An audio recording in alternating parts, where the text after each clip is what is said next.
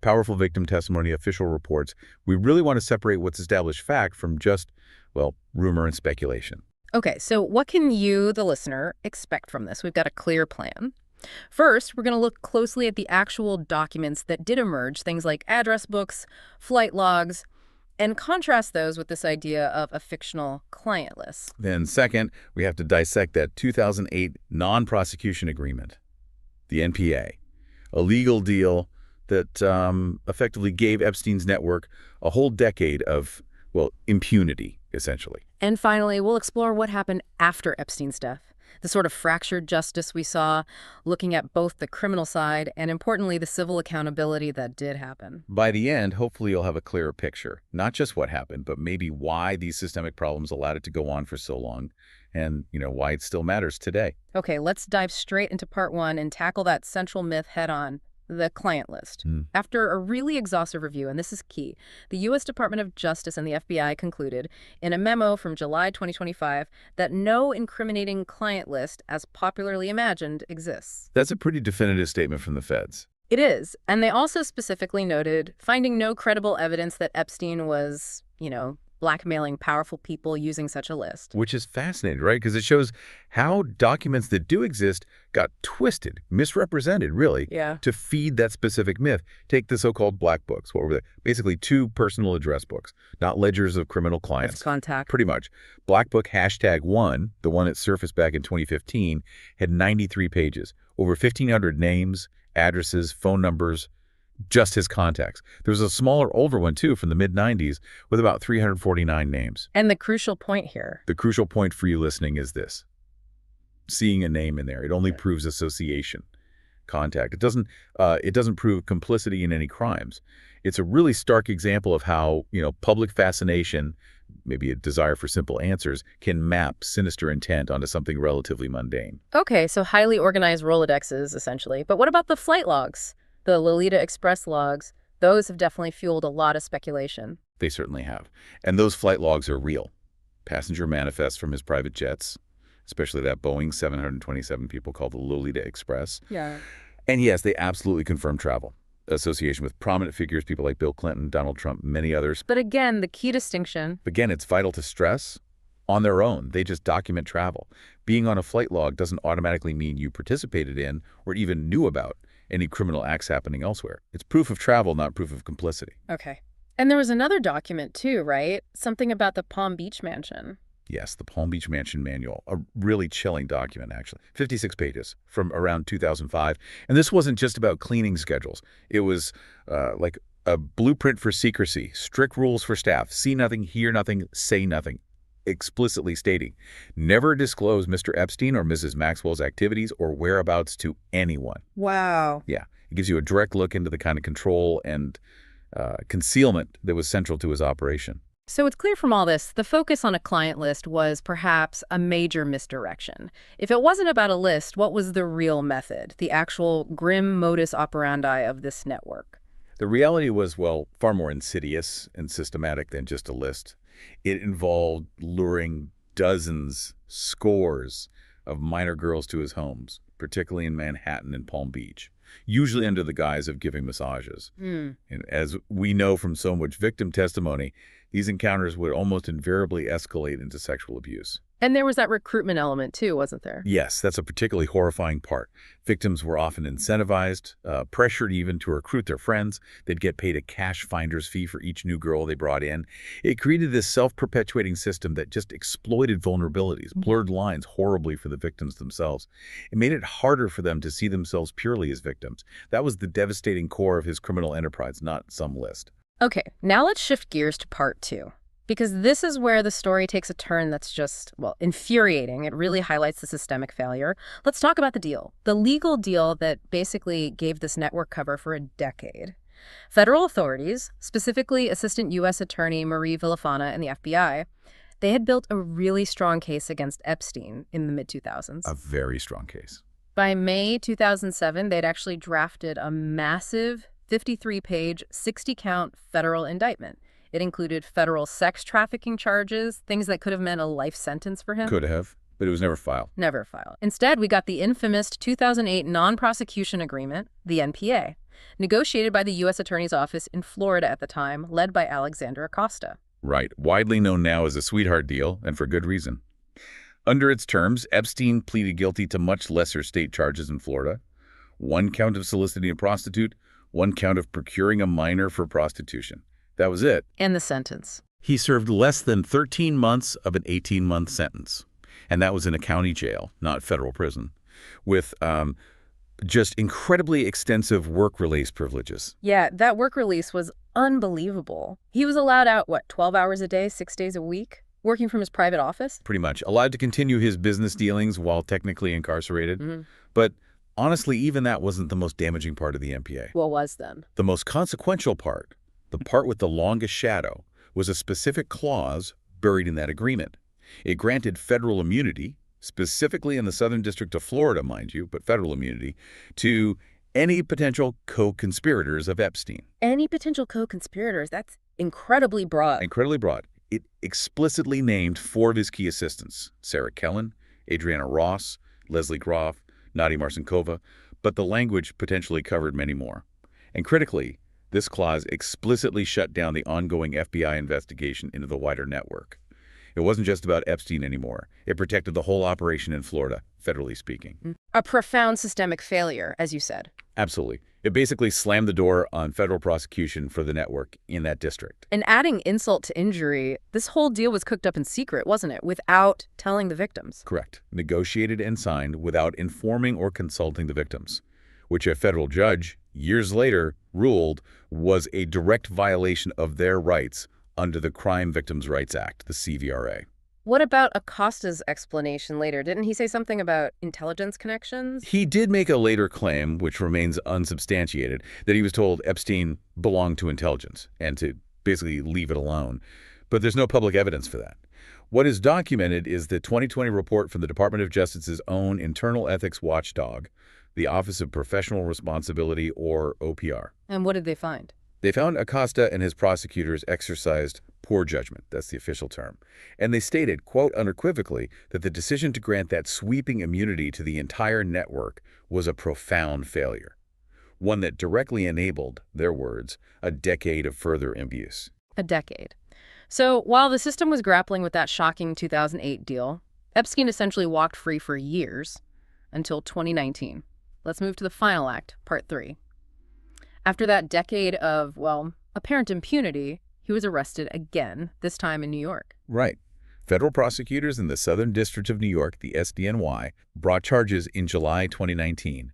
They could do this because the 2008 NPA's immunity was specific to Florida. So New York wasn't bound by it. Exactly. The charges were serious: sex trafficking of minors and conspiracy. And during the arrest and subsequent search of his Manhattan mansion, investigators found what they called a vast trove of evidence. Thousands of nude photos, disturbingly labeled CDs. It seemed like a strong case was building. But then, just over a month later... Then, his death. August 10th, 2019, at the Metropolitan Correctional Center, the MCC, in Manhattan. It meant no public trial, no conviction for him on those charges. The official cause of death was ruled suicide by hanging.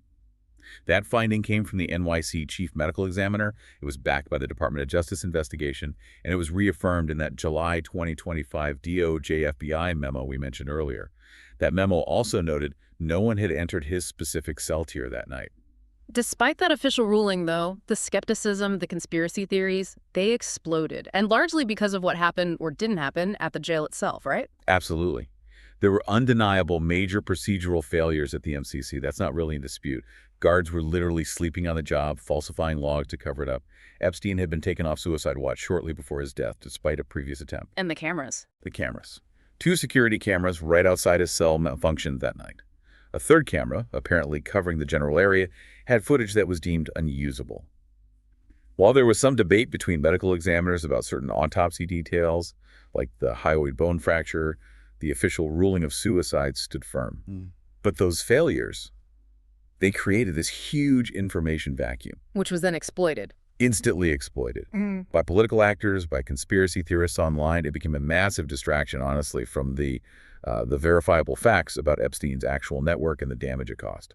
So given his death prevented his own trial, what actual criminal accountability was achieved in the end for the network? Well, the main one, the most significant, was Ghislaine Maxwell, his longtime associate, often described as his chief accomplice. She was convicted in December 2021 and sentenced to 20 years in federal prison for her role in recruiting and grooming victims. And her argument that the NPA protected her failed. It did. Her appeals courts rejected it, confirming that the 2008 agreement's immunity was geographically limited to the Southern District of Florida and didn't shield her from the New York charges. What about others? Prince Andrew, the other named co-conspirators.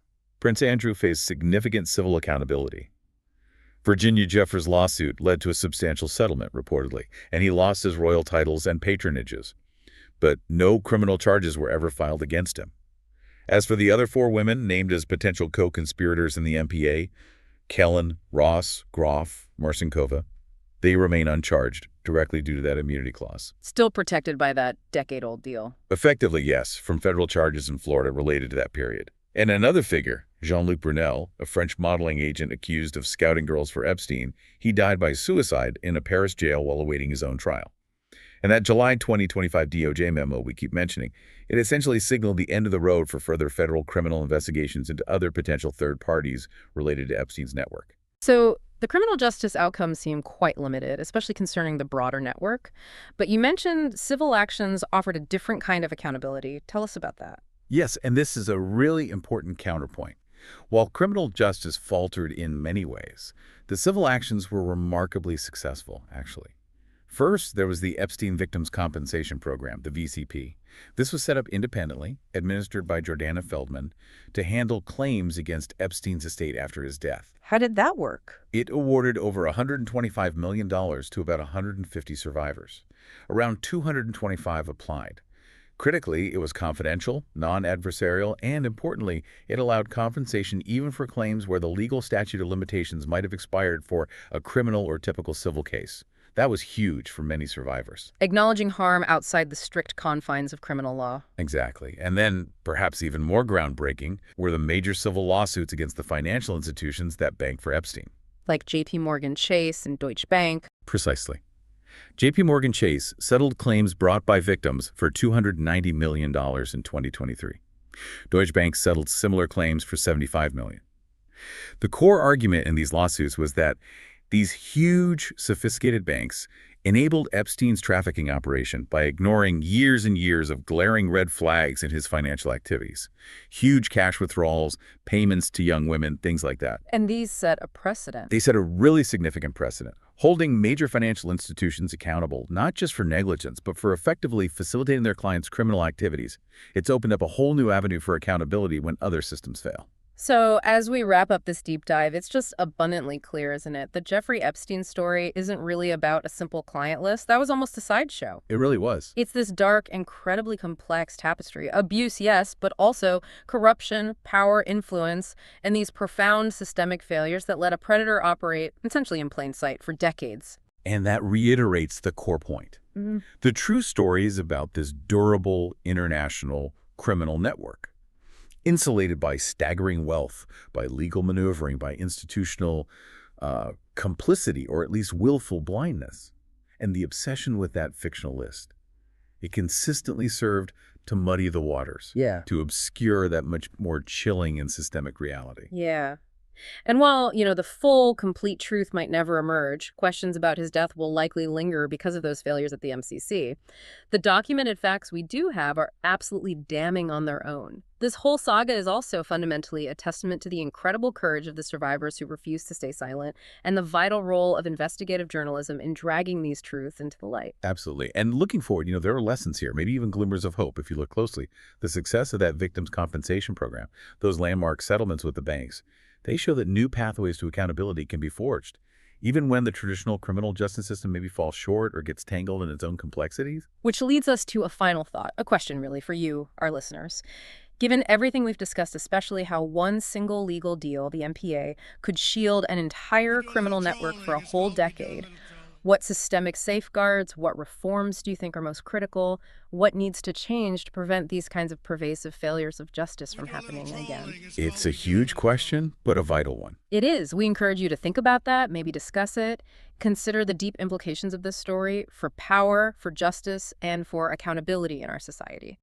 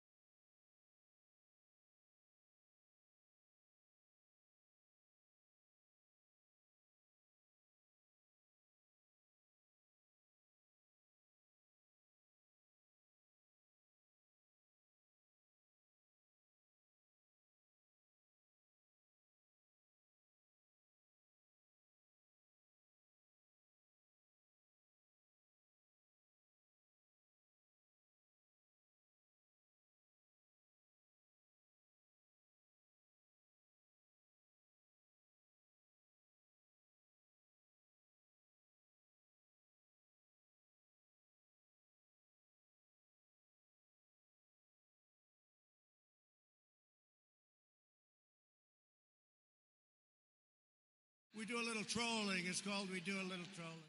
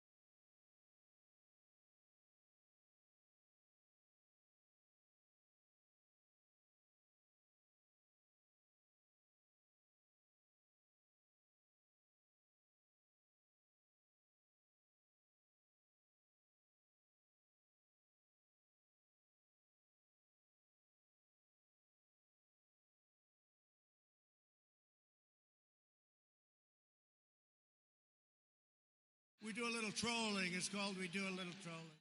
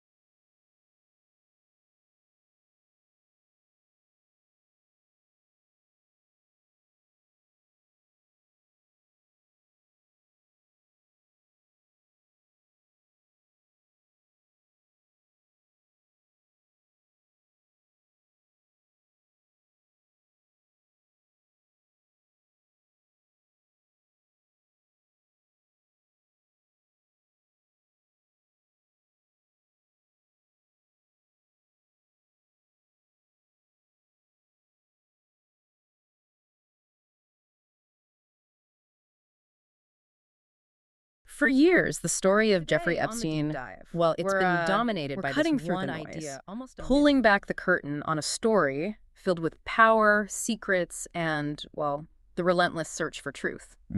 Our focus today, these electrifying, really high-stakes developments that have just unfolded, and they're centered squarely on Ghislaine Maxwell and, of course, the long shadow of the Jeffrey Epstein saga. It's quite a moment. It really is. Yeah. This isn't just another news cycle. We think this is a pivotal moment, one that demands attention. So we're here to dissect the latest moves, both legal and political, and ask that critical question, what do they really Jeffrey know? Epstein, And maybe more it's importantly, been what dominated might by finally this come out? one idea, almost a myth, really. The client list. Yeah. You know, this idea of a secret book, a ledger, something that promises easy answers to what is, frankly, Today an on The Deep incredibly Dive, complex we're and cutting through deep the